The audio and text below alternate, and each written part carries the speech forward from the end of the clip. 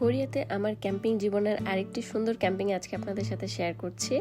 তো এই ক্যাম্পিংয়ে আমরা অনেকজন ছিলাম, প্রায় 6 থেকে 7 জন। আর আমরা এই ক্যাম্পিংটা সবাই খুব সুন্দর এনজয় করেছি, কারণ যেমন সুন্দর ছিল ওয়েদার সেদিন, আর তেমন সুন্দর ছিল আমাদের সেই ক্যাম্পিংয়ের রাত। তো শুরুতেই দেখতে পাচ্ছেন এখানে আমরা সবকিছু সেট আপ করে ফেলেছি। আমরা সেদিন যেখানে ক্যাম্পিং করেছিলাম এই জায়গাটার নাম ছিল সাতছন, আর সাতছনে গিয়ে এটা আমাদের প্রথম ক্যাম্পিং ছিল। জায়গাটাও একদম মন পছন্দ মতো পেয়েছিলাম। আশেপাশে আর কেউই ছিল না, শুধু আমরা ছিলাম আমাদের মতো। আমরা গান বাজিয়ে রাতের বেলা খুব সুন্দর এনজয় করেছিলাম, কারণ কোরিয়ানরা আশেপাশে থাকলে জোরে গান বাজানো যায় না, কারণ তারা 8টার মধ্যে সবাই ঘুমিয়ে পড়ে। আর আমরা যেহেতু বাঙালি, তাই আমাদের ক্যাম্পিং শুরুই হয় সন্ধ্যার পর থেকে।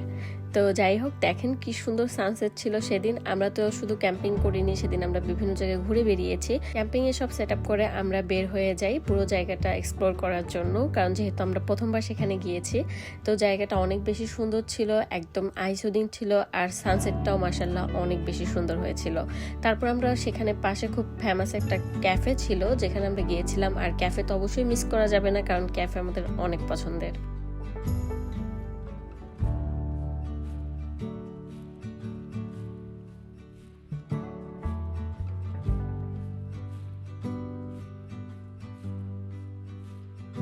কোরিয়ার ক্যাফেগুলোতে ঢুকলে সব থেকে বেশি যেটা আমার পছন্দের সেটা হচ্ছে এই বেকারি আইটেম, মানে কেক। কারণ তাদের কেকগুলো একদম ফ্রেশ হয়, ক্রিমটাও এত মজার হয়। আমি সবসময় এক পিস হলেও কেক খাওয়া ট্রাই করি। আর তাদের যে কেক বলেন, তারপর হচ্ছে কফি, সবকিছু শুরুই হয় মিনিমাম 5,000 ওন থেকে। যেহেতু এটা ক্যাফেটা সুন্দর জায়গা ছিল, তাই এটা 6 থেকে 7,000 ওন থেকে স্টার্ট ছিল, যার কারণে একটু দাম বেশি ছিল। যাই হোক, পুরো ক্যাফেটা আমরা সুন্দর করে এনজয় করে সানসেট দেখি। তারপর আমরা রাতে চলে যাই আমরা আমাদের ক্যাম্পিং করতে। তো ক্যাম্পিংয়ে গিয়ে আমাদের সেদিন মানে যেটা প্ল্যানিং ছিল সেটা ছিল হচ্ছে বারবিকিউ হবে আর রাতে নান রুটি করা হবে। বারবিকিউর দায়িত্ব থাকবে ছেলেদের, আর নান রুটি করার দায়িত্ব থাকবে আমাদের মেয়েদের। তো এখানে সবাই সবার মতো কাজ করছিল, সবাই গুছাচ্ছিল। আর একসাথে সবাই মিলে যদি এভাবে ক্যাম্পিং করা হয় আর সবাই যদি এভাবে অ্যাক্টিভলি কাজ করে, তাহলে সব কাজ খুব সুন্দরভাবে হয়ে যায়। সবাই এনজয় করতে থাকে, গল্প করতে থাকে, কাজও হয় প্রপারলি। যারা ক্যাম্পিং এ যাবেন অবশ্যই ফোনটাকে একদম সরিয়ে ফেলবেন 3-4 ঘন্টার জন্য। সময়টা এনজয় করবেন, রান্না বান্না করবেন, খাওয়া দাওয়া করবেন, গল্প করবেন। এটাই হচ্ছে ক্যাম্পিং এর মেইন রুলস।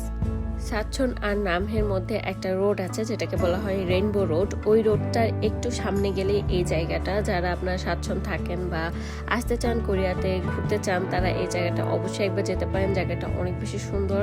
আর এখানে যদি ক্যাম্পিং করে থাকেন তাহলে তো আর কথাই নাই। তো আমরা এখানে চা বসিয়ে দিয়েছিলাম, কারণ চা ছাড়া তো একদমই হবে না।